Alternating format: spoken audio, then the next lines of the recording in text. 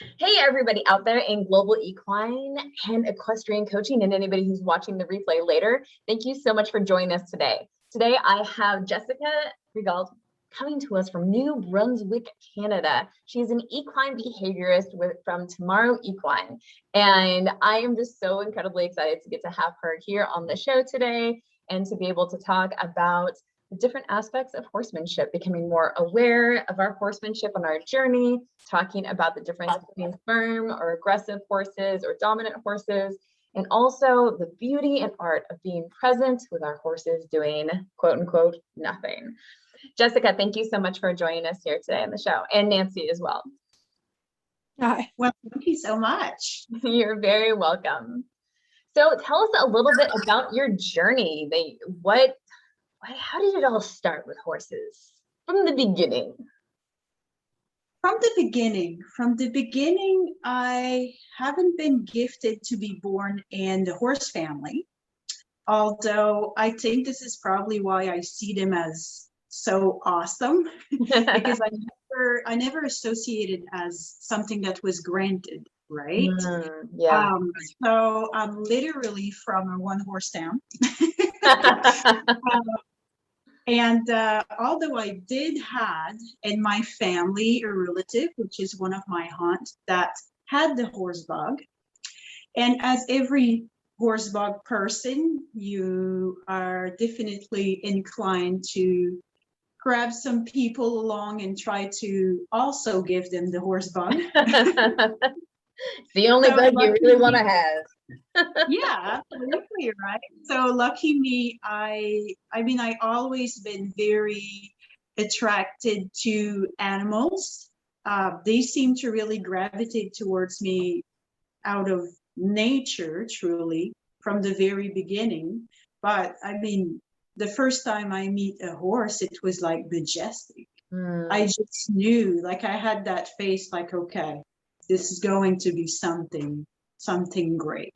That's cool. So yeah, I was extremely lucky to have that person that really was there for me to open my eyes to really a different new world. It wasn't something that was accessible to me at the time in that town.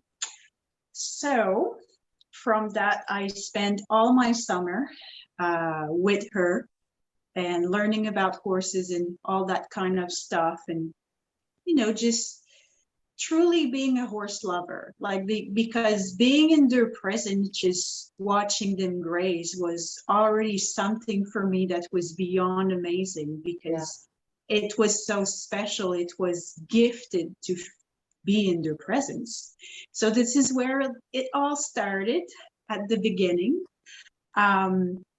Now, after that, I did start a lesson program, and I was eager to learn anything about horses, and still today, I never have enough. And this is truly what's driven me to push me to go do an equine course. Because at the time, I knew absolutely that horses would be part of my everyday life, but I didn't know exactly how I was going to help my equine friend. So I went to do this course where it gave me kind of a basic of everything in horses. So I had so I worked with vet, and we did equine pathology and reproductive part of the story. I also had a basic farrier course, trail riding. So I was probably one of the only person in the Maritime of Canada that been certified as a trail guide, as it's not really certification that are known in the Maritime, but I did that in Quebec. And this is also where I got my Equine Canada coaching certification. So after that full 3 years of learning, I realized that I wanted to help the horse with my coaching. And very soon, when I started receiving call and going at people location, I realized that truly what people needed was not skills to learn how to ride. It was something else. The missing was the connection. And unfortunately, the missing, like there's no horse book that are going to tell you that the hardest part of owning a horse would be to run half naked in the middle of the night because they bust the fence and they're heading for the road. If you do, please tell me, because this is the kind of book you're going to buy. So many stories come to my mind of my life. And not horses, cows too. Yeah, no, for sure. Like that, right? And it's just a reality, but it's almost hidden. Like there's no riding program that is designed to tell us what to do when horses have an abscess and you want to soak their feet and he's not interested about that. They're just like, no, why do you want to do that? Or the fact that horses just like so often find the most random things in the field to injure themselves on, and you just scour, you're like, what, where, like, how did that even you're like in a rain for 2 days and then all of a sudden there was some crazy rusty like sharp thing in the pasture. Exactly, right? So I realized that there was a lot of missing link to horse ownership in general, that made the new journey of owning a horse very difficult, and also made a lot of people fail and discouraged, so they can't live their dream because it's too difficult. Right. Because it is like, of course you're going to have awesome days, but you will have very bad days as well. So at the end of the year, it goes with the fun factors. I mean, if you can't get more good days than bad, it's only normal that you're going to get discouraged. And some people get hurt from, unfortunately, just not knowing how to take care of certain situation, because the little help that they had from either the riding program, or maybe they just took on that journey without even knowing much about horses. It's just at another level that they were not prepared for. Yeah. So from that doing, this is where I started to work with what people will call horses with issues. And in most of the case, this is where I started to realize that those horses didn't really have issues. It pretty much just was that we didn't understand them at their standard, I would say. Yeah. For their own reality.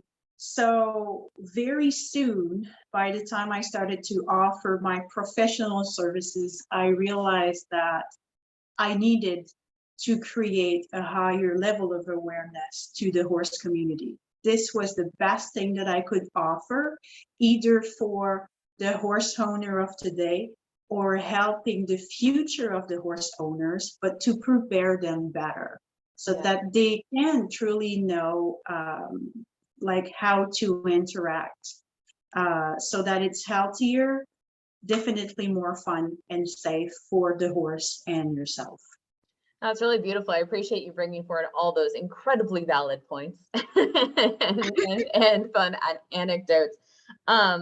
I feel like in the horse industry, let me know if that's been your experience, but my experience as an empowerment coach working with and without horses is that oftentimes in different sections of the industry, people are just like, you want to do what with a horse? Like, I just get on it and ride it, right? Yeah. So how do you navigate that in a balanced way without getting into conflict or shame with people in that situation who may be bringing shame and invalidation to you for the processes that you do?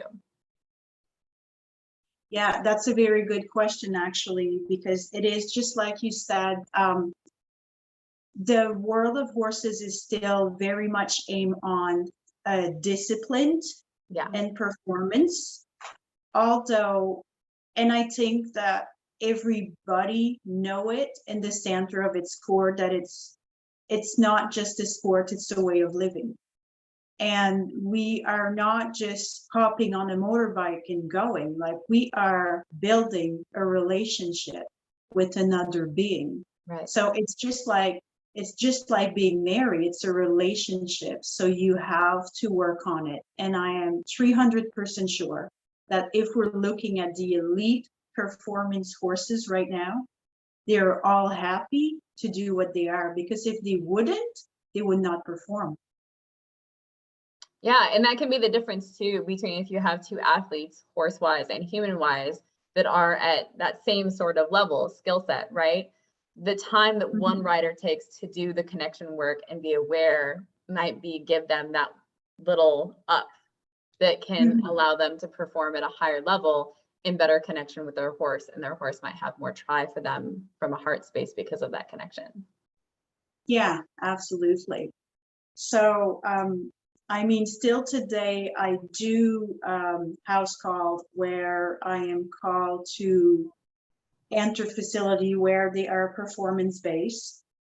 So I do have to address those hard situations, knowing that they would not necessarily see what I see or necessarily go with my thinking.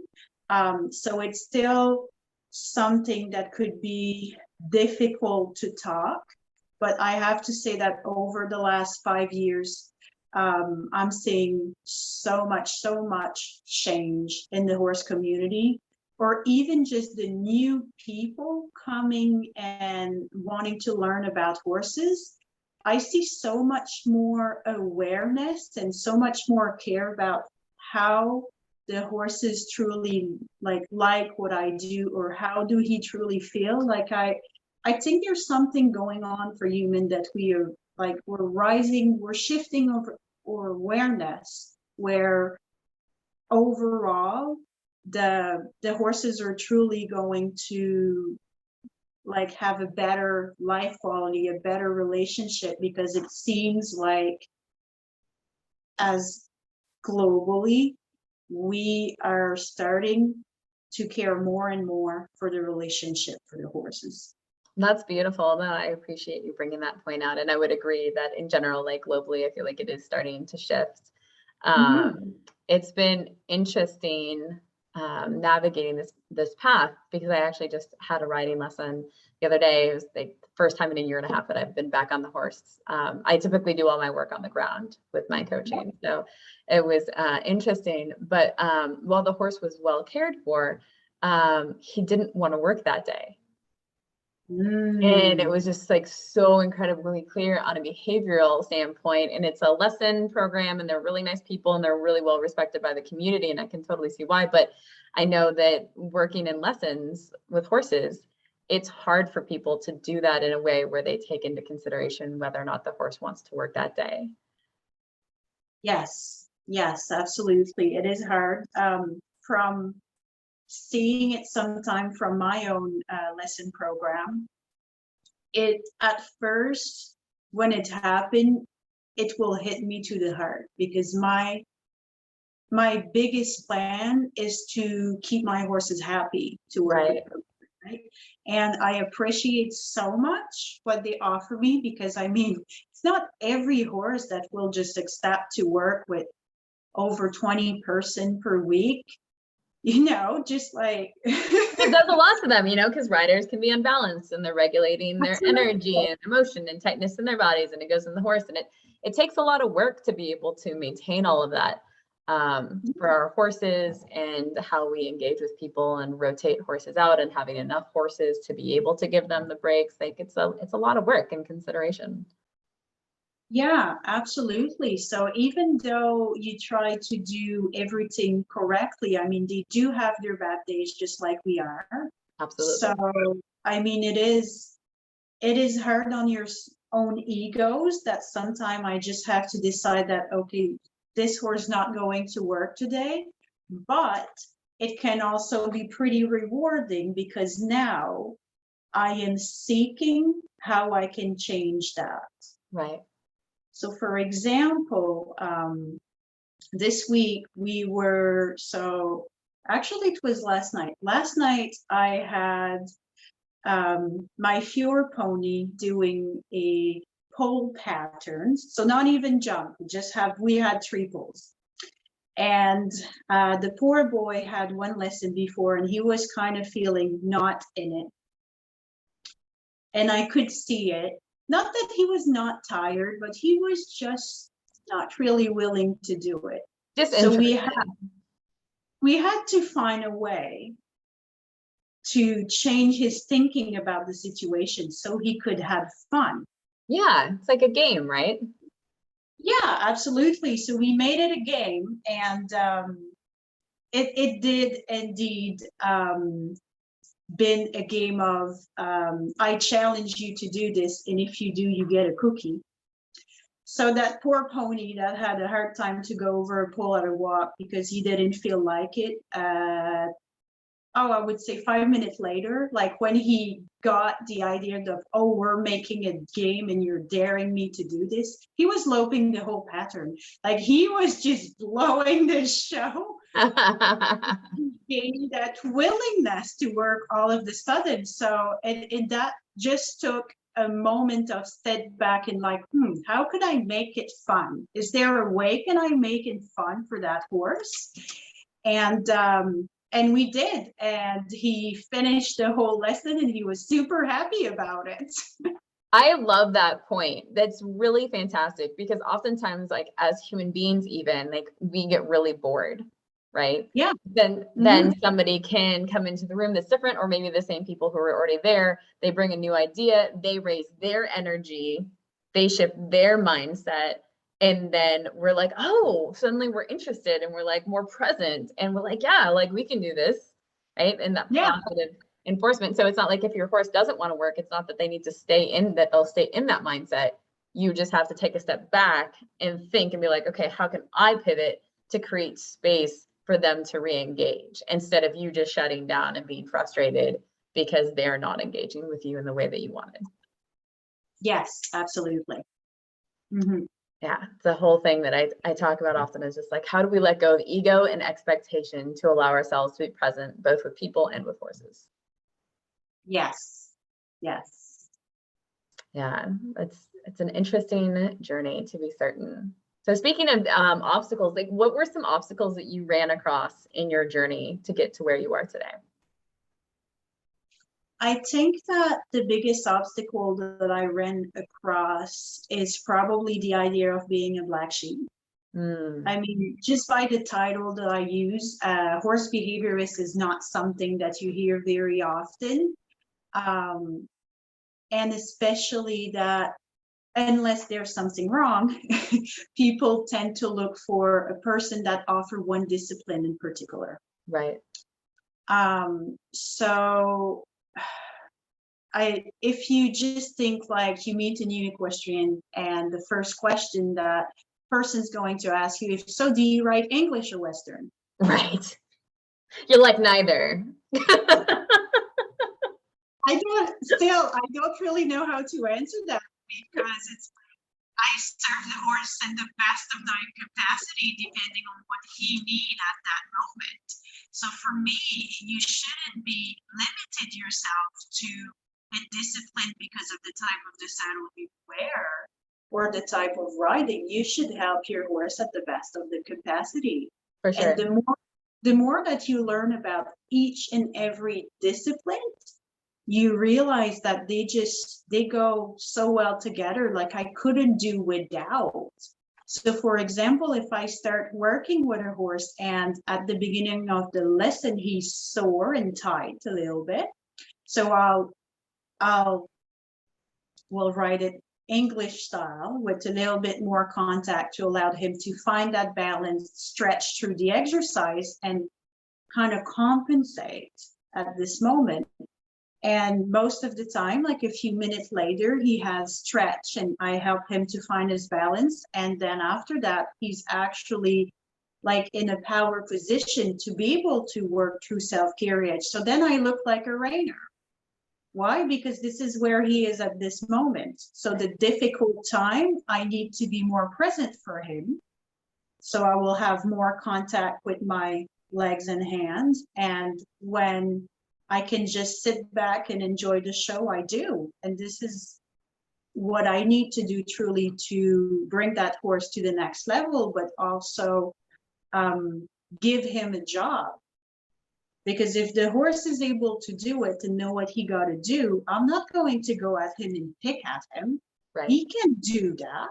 Like we should use the intelligence of the horse a lot more, because they are an amazing animal, a lot smarter than us, truly. No, I love that. Do you often, when connecting in regards to being an equine behaviorist and then shifting over to the biomechanics, like talking about self-carriage, how often are you able to talk to the riders about how their tightness relates to the horse's tightness and the ability to self-carriage and then to their behavior? I would say honestly more and more. Now I do, well, you're always a student, technically, that's what I believe. Yeah. I have a few years ago recently started a journey toward biomechanics and body alignment. And I was extremely delighted to realize that biomechanic is also a behavior. It's a behavior of moving. Yep. So from that, as I know, as being an equine behaviorist, I am extremely good at picking patterns of habits. So pattern of habit could be habits of doing, habits of thinking, habits of feeling, and habits of being. I think I had 4 different. Feel like we should type those in the chat later. Yeah. What were those again? We need to think about it. Yeah. So for example, if you're thinking about going from point A to point B, those patterns of habit are something you do on autopilot. So for example, when you're moving from first location to second location, you're so like you're on autopilot because you don't need to think at every single fibers of muscle that is going to produce the movement, right? It's just going to happen. You're just going to travel there. Right. So yes, so biomechanic is also an habit. It's an habit in the person and in the horse, just like every mammals, right? Sure. So I have to say that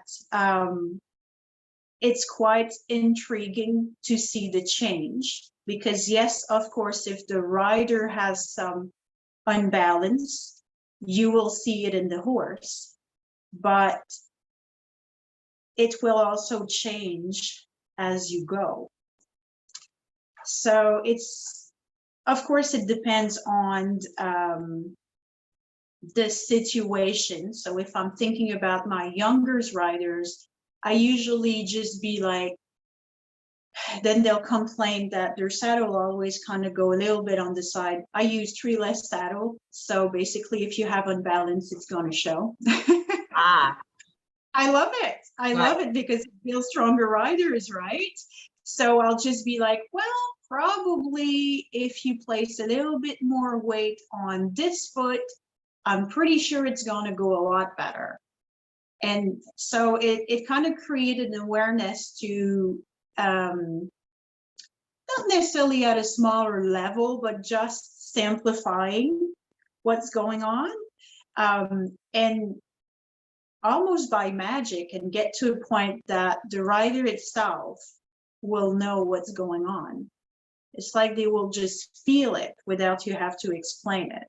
They do have that ability to come up with those explanations sometimes that kind of surprise me, because it's not necessarily something that I have taught them. But I do try as much as possible to include the habit of moving with the habit of thinking as well. Because of course, if your horse is sore, that will affect his habit of moving, but it will also affect his mood, right? Yeah. So just like when you're hurting, it affects your mood. Absolutely. If you're like, oh, I can't do that's harder. I feel weaker today in that spot. I'm not going to do this activity because Absolutely. So then your habits of feeling will trigger that every time you do this activity, it doesn't feel right. So you don't like it. But it's not that you technically don't like this activity, but your brain is not necessarily going to make all of those connections, just going to go straight to the answer where it said, I don't want to do that because this is not fun. Right. So yeah, so basically I tried on a regular basis to defragment part of the equation so that we can come up with something definitely more on the positive side and healthier. That's super cool. So like when you're engaging with somebody for the first time with their horse, what does that initial assessment and connection look like for you? So the initial assessment is mainly to, I would say, ask super sample question to that horse, or just look at the horse interact with the other horses, to really be able to pinpoint the patterns of behaviors once again. And what does this give me is that it's telling me exactly who is this horse, because each horse is so different, right? And our patterns of habits, so our behaviors, are the touchstone of truly who you are. Right. So from being able to see that, I can truly know who is the horse I'm working with, but also what kind of leader do I need to be to this horse? Because if each horse is unique, the way that we're going to interact with them has to be just as unique, so that it really talk to them, so that we're really at that higher level of understanding and connection with the horse. Yeah. So it really gave me kind of the foundation of how I can actually lead this operation through and be the best leader that I can for this horse. So the first interaction is basically to chart the horse, chart the type of leadership that this horse needs. I would add to this at this moment, because sometimes it changes. And also now, so what are our goals? Because for some horses, it's just about reshaping patterns of behaviors so that it's a little bit healthier. Some it's creating brand new ones. So it's really about, where do we go from now? What's your goals? So in another word, I'm not going to be the person you call if you need your young horse ready for the next reining futurity show. Although if he's having a lot of anxiety being in the ring, I should probably be the person you call first, because that I can help. And if you don't take that anxiety in consideration while he's in the ring first, you can do all the training you want in the performance. He's not going to perform good. Right. No, that makes sense. That all sounds like an excellent equation. So what are some of the most common questions that people have when they call you? They're like, this is what I'm struggling with. How can you help me? I think that commonly enough, it's a misunderstanding. So if I place like all the patterns together, I would say that most of the time they would say, well, I'm trying to do this with my horse and this happened.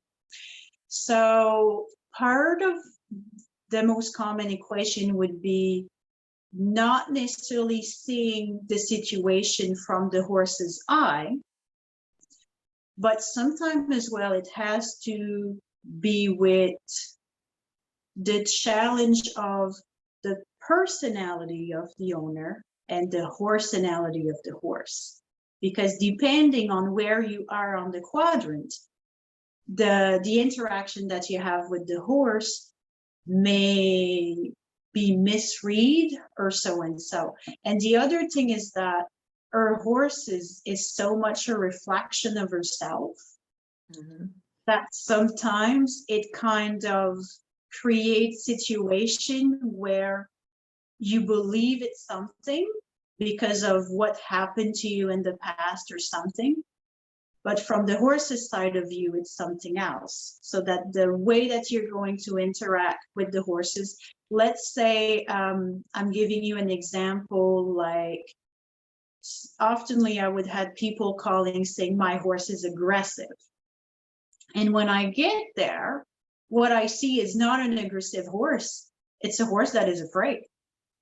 He's so afraid that he is fear aggressive, which is basically a behavior that is about, I'm going to kick you before I get killed. And it's unfortunately quite common in horses with issues.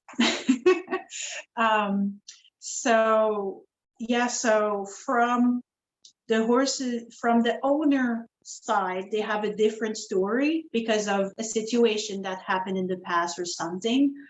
And from the horse's story, he has a complete other situation going on as well.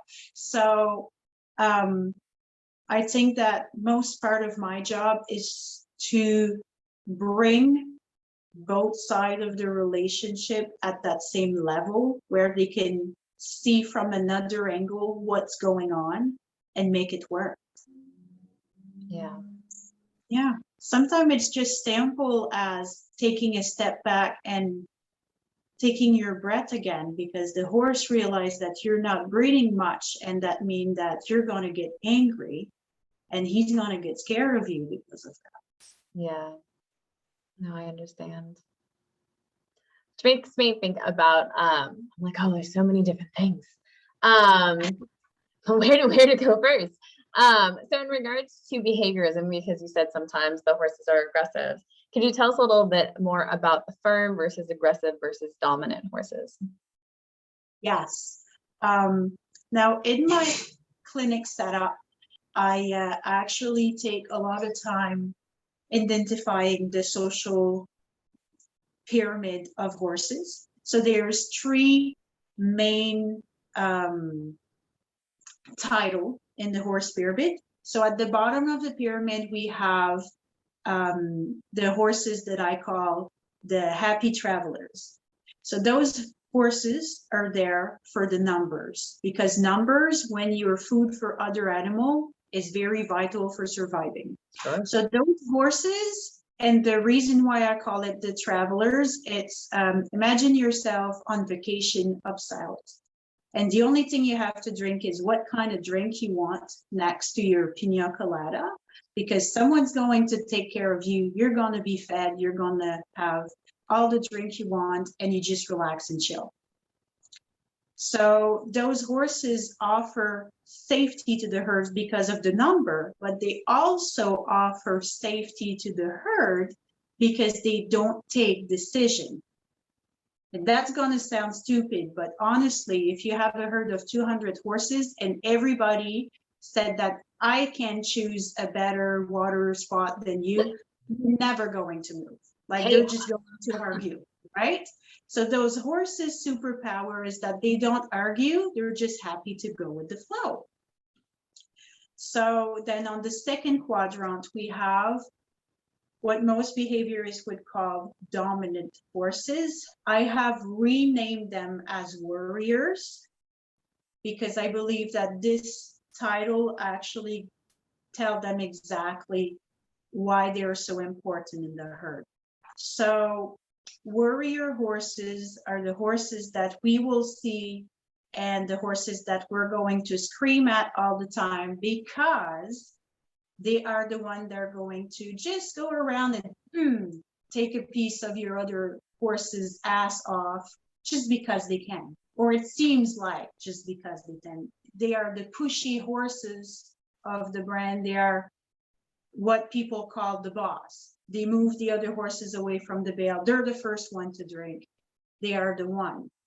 Although what people don't understand is that they are the security agent of the herd.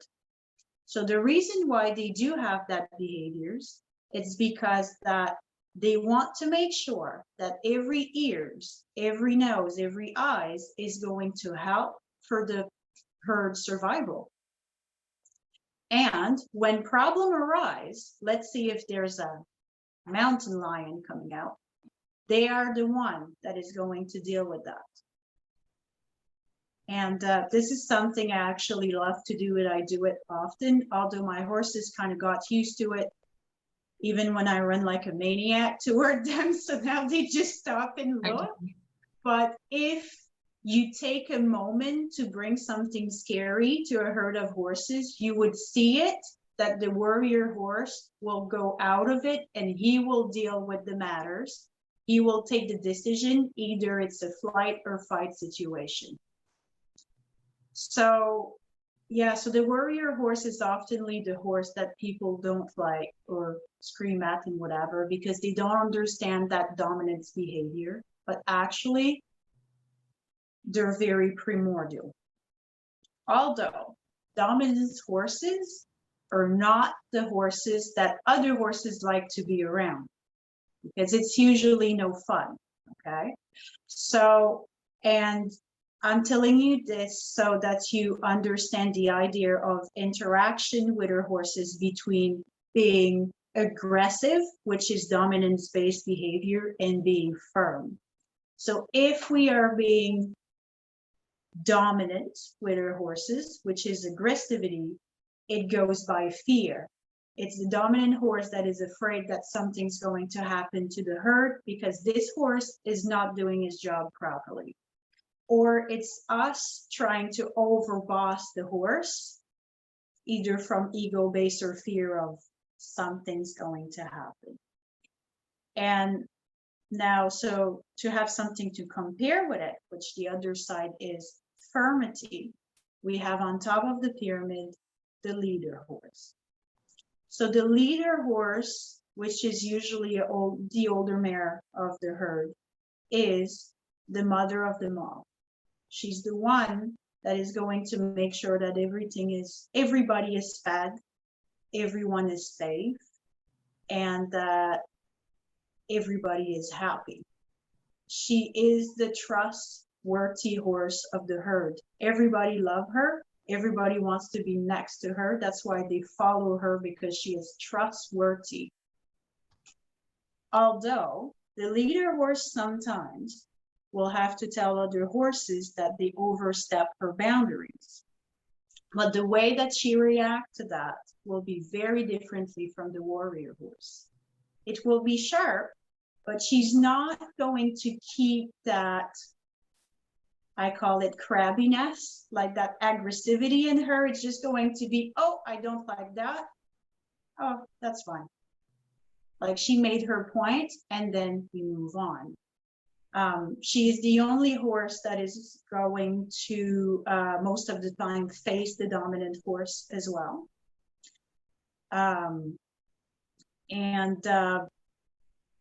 She has a different interaction. So even if she has to come to the other horses and, you know, place her foot down, set her boundaries, because what the way that the other horse is treating her is not okay, that horse that is being taught is not going to be mad at her for so, because she's fair. Right. So being firm with your horse, and being firm is important, like setting boundaries for human is important, between human interaction and other human, from other horses as well, especially because they are big animal. So firmity is very important when we handle horses, but we have to make sure that it stay in the firm stage, where you place your foot down, you say, this is not okay, but that inside of you, you still have that calmness that the horse will trust and respect you for it. Right. Compared to that aggressivity, which comes from fear, and that's usually kind of boiled, and that is more ego-based, I would say. So it's more about outruling, like overruling the horse, compared to just, no, I don't like that, try again. Yeah. Does it make sense? Yeah, absolutely. Yeah, it definitely makes sense in regards to the difference between that. it makes me think of the characteristics of immaturity versus maturity in the masculine and feminine energies that are within all of us as individuals. Yeah. And how I feel like maturity oftentimes comes from a place of an abundance mindset and security within oneself, versus Yes. immaturity that comes from fear and frustration and ego, and Yeah. scarcity, right? Well, that's Which is why, like what you're that's, kind of explaining. yeah, and that's why being aggressive or like rage, emotion of rage is a lot easier to have than compassion, empathy, gratitude, because it came from a higher frequency that it's not everybody that could like be at that point, but it's also demand so much more work to truly be there. But aggressivity, it's quite easy, I think, to be frustrated about things, but to see the other picture of it, or to have empathy for the person that frustrated you, this is at another level. Yeah, definitely, to have not only forgiveness, but gratitude towards the people that frustrate us sometimes, because when we are frustrated and we're triggered, it exposes something within us that we get to work on to grow and to become a more polished versions of ourselves, right?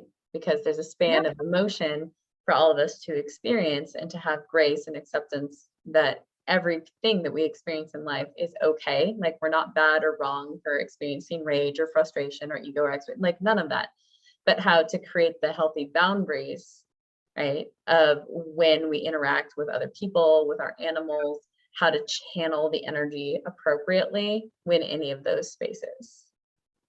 Right? Yes, absolutely. Mm-hmm.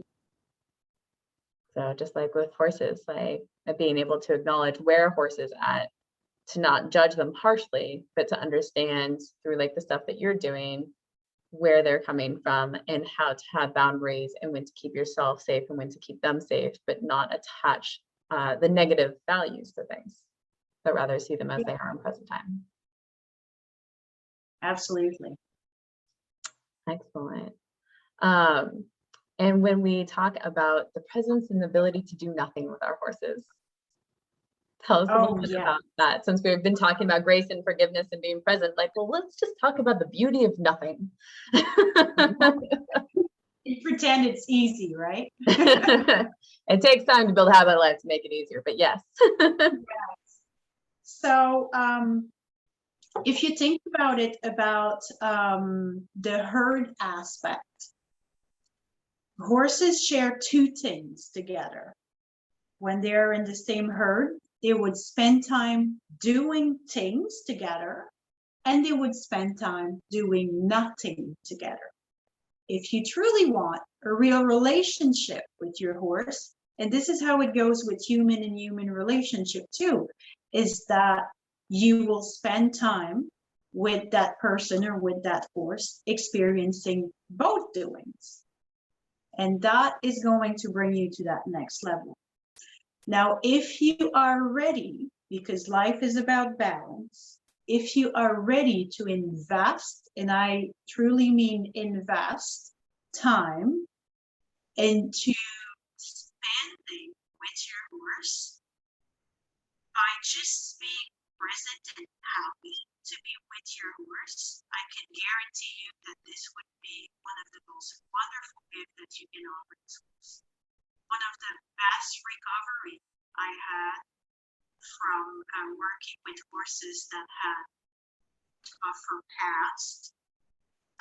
Most of the stuff I have done is not training skill. It's basically sitting in the burn with them and wait and just spend that time with them. Yeah. Your audio went wonky for a second. Here, come closer, see if it shifts. It's being weird. It did it earlier, but it went away. But I'm like, what's it doing? Goofy audio. Yes. Say that last bit just one more time for us, if you would. All right. So if you are ready to invest time spent with your horse to just be happy to be in the presence of one another. So I'm not talking about doing chore in the barn. I'm really talking about going to your horse and just being there and present. Yeah. You would be very impressed of where it can bring. One of the most amazing recovery that I had from working with horses that had tougher experience in life was nothing more than just sitting in the barn with them and allowed me to be in their company. And that truly raised our connection. I became a member of the herd. It really allowed them to trust me where they even never trust another human. So the power of doing nothing, right? Nothing is special. Absolutely.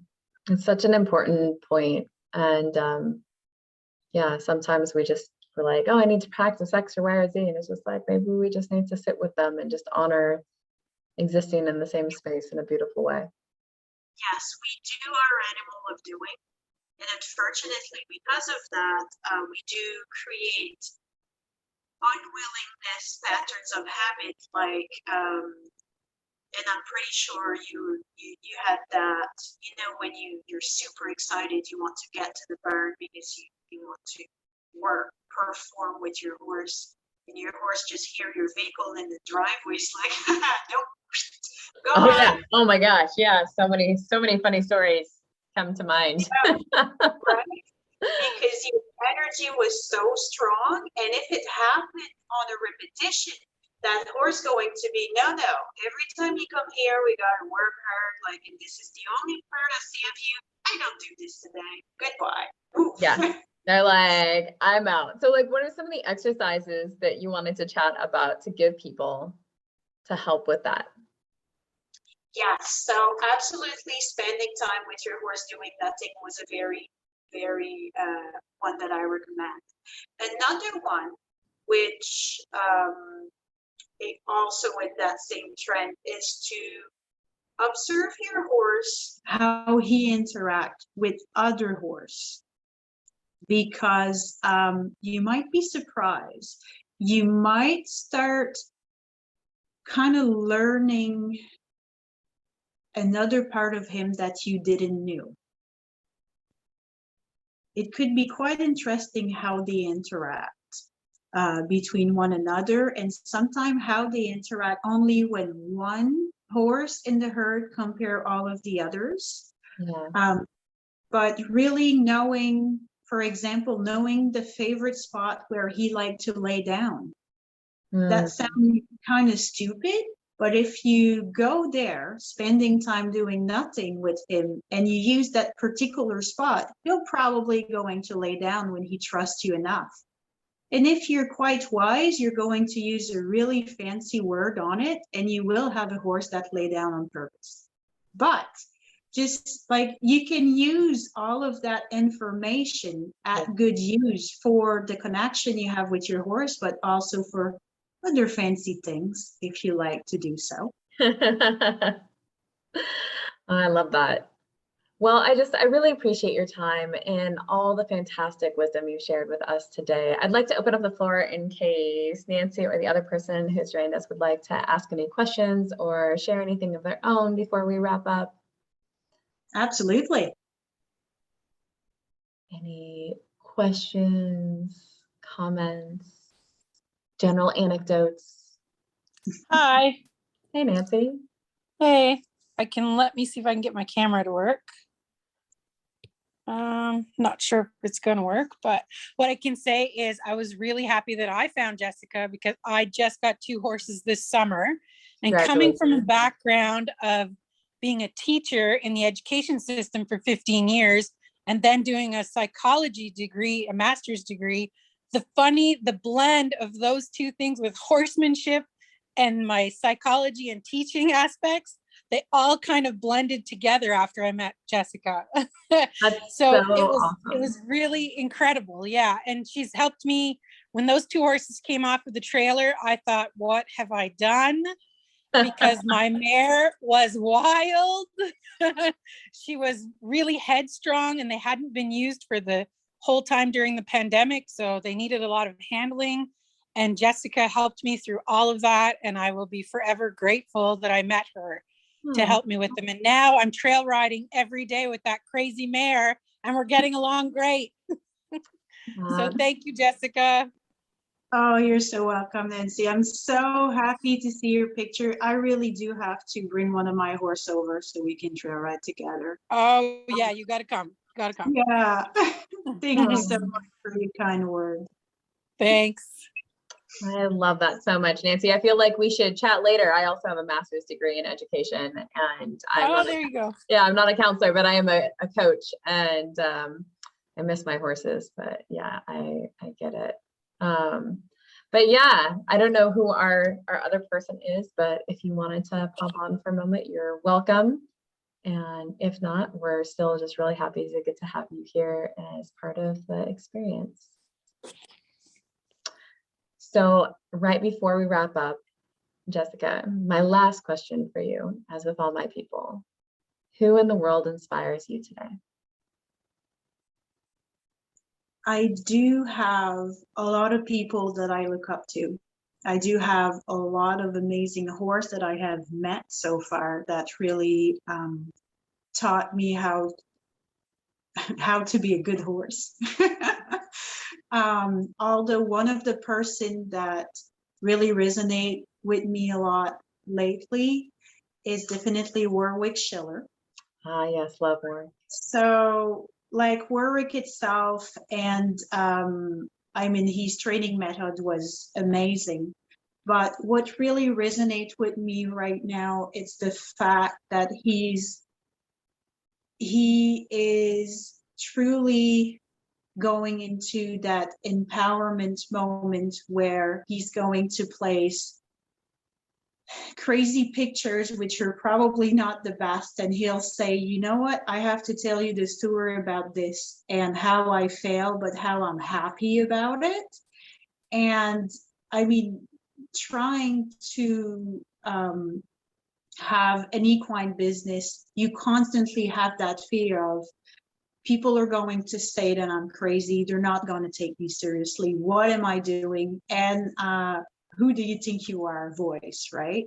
So you're constantly kind of trying to push through that, but to be able to see someone that is like way up there and is carrying in his career of horsemanship and with the level of skill that he has, that still get through those thresholds that I am getting every day, that definitely helped me to believe that I'm not the only one into that, but if he can do it, so can I.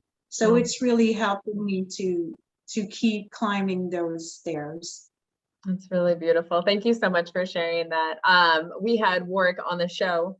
For anybody that wants to check it out later, it's up on YouTube on Horsepower Empowerment Through Connection. And it was a really fun interview. He's an amazing human being, both just inside and also the talent that he brings and humility to working with horses. So definitely with you on that one from the standpoint of inspiration. So thank you, everybody. Thank you, Jessica, for being here, and everybody who has watched throughout and who watches the replay in the future. We really appreciate you being here. And if you'd like to be on the show at all or check me out for coaching or anything else, you can find me at globalequineaffiliates.com or on Instagram at Elysia Buss, ELYSIABUSS, as it says on my thing here. And until next time, thank you so much again for being here. Thank you. You're welcome. All right. Bye, everybody.